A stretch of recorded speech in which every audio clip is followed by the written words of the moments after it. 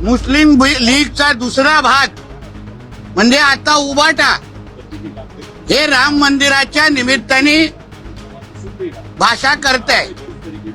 स्वतः मुख्यमंत्री असताना अजान स्पर्धा घेणारा हाच उद्धव उल हक आता मोठा आहे ना, मंदिरामध्ये जाऊन महाआरत्या करण्याची आठवण येते। वेड्याच्या बाजाराचा प्रमुख त्याला उद्धव उल हक म्हणतात। उद्या मलाही माझ्या बरोबरी अगर त्यांना मंदिरामध्ये जायची इच्छा असेल ना, कोण नाही सांगणार नाही त्यांना, मी घेऊन जाईन त्यांना, कदाचित परत धर्मांतर करीन, घर वापसी करून टाकीन त्यांची। मंदिर में जाने की किसी को पाबंदी नहीं है, हर कोई मंदिर में जा सकता है। मंदिरों में और मस्जिद में फर्क है मैडम।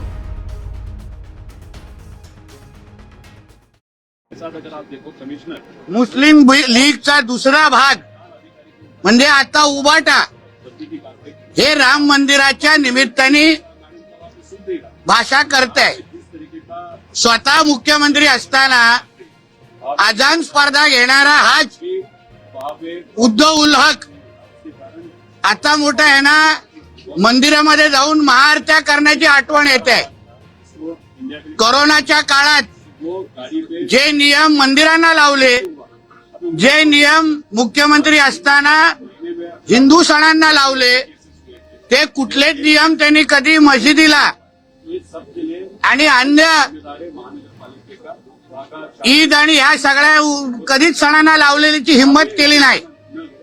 आणि म्हणून आता हे जे काय राम मंदिराच्या विरोधात जो काय हा बोंबलतोय, ते पाकिस्तानमध्ये बसलेला त्याच्या सगळ्या अब्बांना खुश करण्यासाठी याचं नियोजन आहे। हिंदूंची बदनामी करणं, हिंदू राष्ट्राची बदनामी करणं, यासाठी ह्याच्यासारख्याच पाकिस्तानी एजंटला सुपाऱ्या दिलेल्या आहेत। आणि म्हणून आता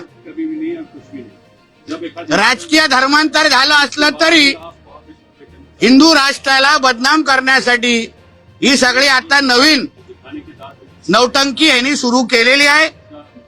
पण कुठल्याही मंदिरात पाऊल टाकल्यानंतर पण कितीही महाआरत्या या उद्धव उल हकनी करत असला तरी आमचे कुठलेही देव ह्याला काय पावणार नाही। खरं म्हटलं तर ह्यांनी ज्या ज्या मंदिरामध्ये हा पाऊल टाकेल तिथे गोमूत्राने शिंपडून ते शुद्ध करायला पाहिजे। आणि म्हणून अशा पद्धतीच्या भारताविरोधात, हिंदू राष्ट्राच्या विरोधात हे जे काही पाकिस्तानी एजंट यांच्यासारखे वळवत आहेत, त्यांना वेळेत गप्प करण्याची भूमिका आपल्या सगळ्यांची, हिंदू समाजाची असलीच पाहिजे। हे भगवानच्या नावाने येणारे जिहादी आहेत, जिहादी। आणि म्हणून या जिहाद्यांना गप्प बसवण्याचं काम हिंदू समाजाने करावं, एवढं ह्या निमित्ताने सांगेल। काही करण्या अगोदर मला हे जरा सांगा, हे काय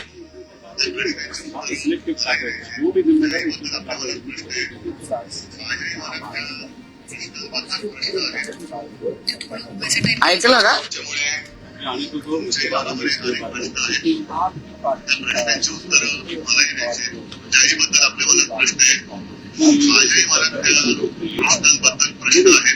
किती प्रश्न आहेत बघ याच्याकडे। हे असा वेड्याचा बाजार आहे। वेड्याच्या बाजाराचा प्रमुख त्याला उद्धव उल हक म्हणतात। आणि म्हणून हिंदू समाज अशा पद्धतीचे असंख्य इस्लामिक आक्रमण हे आतापर्यंत हाणून पडत आलेलं आहे। अहो, संपूर्ण आमच्या हिंदू राष्ट्राने नरेंद्र मोदीजींच्या एनडीए सरकारला 3दा निवडून दिलं, 14ला तर ह्यांना पण निवडून दिलेलं उद्धवजींच्या बरोबर। म्हणून हे आता काय भारतीय जनता पक्षाच्या विरोधात बोलतात। उद्धवजींच्याच खासदारांना नरेंद्र मोदीजींच्या नेतृत्वात तेव्हा 14ला निवडून, तेव्हा ह्यांना या सगळ्या गोष्टी वाटल्या नाहीत, तेव्हा हे लोक फटाके फोडायचे। तेव्हा आम्हा लोकांना ऑपरेशन करण्यासाठी आमच्यासाठी राम मंदिराचा मुद्दा नसतो, आस्थेचा विषय आहे। निवडणुकापुरतेचा आमच्यासाठी राम मंदिर हा विषय नाहीये। हिंदू राष्ट्रामध्ये राम मंदिर हा आस्थेचा विषय आहे। म्हणून अशा पद्धतीच्या राम मंदिराची बदनामी, हिंदू समाजाची बदनामी, म्हणून मी बोललो ना, हा पाकिस्तानच्या एजंटची भाषा करतो। कुठलाही अतिरेकीची जी भाषा असते त्याची आणि उद्धव ठाकरेच्या भाषेमध्ये काहीच फरक नाही.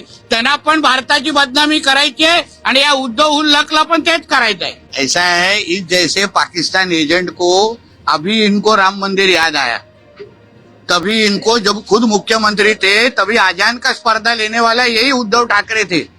तभी कोई हमारा मंदिर याद नहीं आया, हमारे कोई भगवान याद नहीं आए. पर अभी इन लोग को इस तरीके की भाषा करना है क्योंकि जो पाकिस्तान को, जो हिंदू राष्ट्र को बदनाम करने की भाषा जो पाकिस्तान करता है वही अभी ये उद्धव ठाकरे बोलने की शुरुआत कर दिया है. आप कोई भी पाकिस्तान पार्लियामेंट की भाषण स्पीचेस देखिए, कोई भी टेररिस्ट की भाषा देखिए, उसमें और उद्धव ठाकरे में ज्यादा फर्क नहीं है. उनको भी हमारे भारत देश, हमारे हिंदू राष्ट्रों को बदनाम ही करना है और इसको भी हमारे मंदिरों को बदनाम करना है, हमारे धर्मों को बदनाम करना है और पाकिस्तान में बैठे हुए अपने अब्बा को खुश करना है.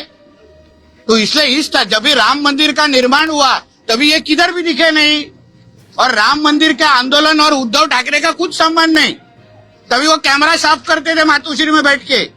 बाला साहब ठाकरे जी और सब भारतीय जनता पक्ष, राष्ट्रीय स्वयं संघ, ये लोग सब में साथ में आके तभी उन्होंने आंदोलन किया. उसका और उद्धव ठाकरे का कुछ संबंध नहीं है. इस तरीके का ढोंगी आदमी अगर हमारा धर्म भ्रष्ट करने के लिए अगर हमारे पवित्र मंदिरों में कदम रखेगा तो उसको साफ करना ही चाहिए ना, गौमूत्र के साथ पवित्र करना चाहिए. देखिए, भारतीय जनता पार्टी, ये सब पार्टियों के होने के पहले हम एक हिंदू है. हमारे दिल से राम कैसा निकालेंगे? हमारे भगवान है. हम क्या हमेशा भारतीय जनता पक्ष पार्टी, शिवसेना, कांग्रेस करके हम लोग जीते नहीं? हम एक हिंदू करके भी जीते हैं. तो हमारे दिल से कैसा राम निकालेंगे? जैसे उनके दिल से अल्लाह निकाल पाएंगे क्या? अभी सेम आहे. अरे पण उद्धव ठाकरे आणि रामदेवाचा काय संबंधच राहिलेला नाहीये. त्याचं राजकीय धर्मांतर झालेलं आहे आणि राजकीय धर्मांतर झालेल्या व्यक्तीने आमच्या धर्माच्या बाबतीमध्ये काहीच बोलू नये अशी भूमिका आमच्या सगळ्यांची आहे. हिंदू म्हणून एक दुसऱ्याबरोबर एकत्र येऊन आमच्या कुठल्याही मंदिरात जाण्यामध्ये चूक नाही ना. आम्ही जेव्हा कुठल्याही मंदिरामध्ये पाऊल टाकतो, आम्ही आमची पद, आमच्या पक्षाची ओळख ही सगळे त्या मंदिराच्या बाहेर ठेवून एक हिंदू म्हणून त्या मंदिरात जातो. मग अमित शाह साहेब असतील किंवा कुणीही असेल, उद्या माझ्या बरोबरी अगर त्यांना मंदिरामध्ये जायची इच्छा असेल ना, कोण नाही सांगणार नाही त्यांना, मी घेऊन जाईन त्यांना. कदाचित परत धर्मांतर करीन, घर वापसी करून टाकीन त्यांची. एक लक्षात घ्या, किती लोक आणि आता उभाटाचा काय संबंध राहिलेला नाही. मुद्दा असा आहे, आमच्या मंदिरांमध्ये जमण्यासाठी आम्हाला कुठल्या तरी उद्धव उल्हकला आवाहन करण्याची गरज नाही. आम्ही रोज मंदिरात जातो, रोज तिथे नतमस्तक होतो, रोज आमच्या देवाची पूजा करतो. त्यासाठी ह्या अशा पद्धतीच्या जिहाद्याला येऊन आम्हाला सांगण्याची गरज काय आहे? आम्ही तसंही आमच्या मंदिरात जातो. त्यांनी तर आता तारीख ठरवलेली आहे, आम्ही तो रोज मंदिरात जाणाऱ्यापैकी आहोत ना. मग देखिए, ऐसा है, उनके जो कुछ अभी हमारे संजय राजाराम राउत जो बोलते हैं ना, उसको कोई सीरियसली लेता नहीं है.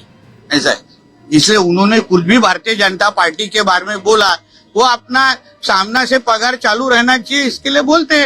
तो अभी ये उम्र में उनका पगार चालू रहे, बाद में पेंशन भी मिले, ऐसे मेरा उनकी शुभकामनाएं.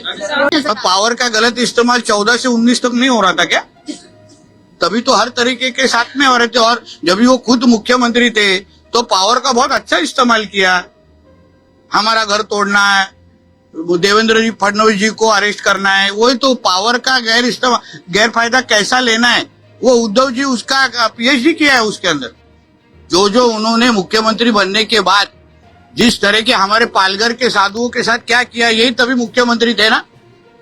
तभी अन्य धर्मों को, अन्य उनके फेस्टिवल को अलग न्याय और हमारे सब फेस्टिवल्स को अलग न्याय, यही करने वाले उद्धव ठाकरे ही थे. तभी उनको हिंदू बनने का याद नहीं आया. आजान स्पर्धा ऑर्गेनाइज करते उनको याद नहीं आया. तभी हिंदू अभी बराबर जब पूरा उनको राम मंदिर की याद आई है. कभी इतने सालों में राम मंदिर बनने के बाद कभी गए क्या मंदिर में आशीर्वाद लेने के लिए? फिर अभी जा रहे. मंदिर में जाने को किसी को पाबंदी नहीं है, हर कोई मंदिर में जा सकता है. मंदिरों में और मस्जिद में फरक आहे मॅडम. असं आहे ना, त्यांनी स्वतः 19ला ऑपरेशन भाजप, ऑपरेशन आमच्या देवेंद्र फडणवीसजीनं मागे लागले. आता त्यांना मराठी पंतप्रधान पाहिजे. मग 2019ला काय पाकिस्तानचा मुख्यमंत्री बसवत होता काय महाराष्ट्रामध्ये? मग तेव्हा देवेंद्र फडणवीसांच्या विरोधात कशाला षडयंत्र केलं? मग कशाला वडिलांना तेव्हा बसवायला बघितलं? मग तेव्हा काय वेगळा कोणती पाकिस्तानवरून आम्ही माणूस आणून मुख्यमंत्री बसवत होतो काय महाराष्ट्राचा? चला, धन्यवाद.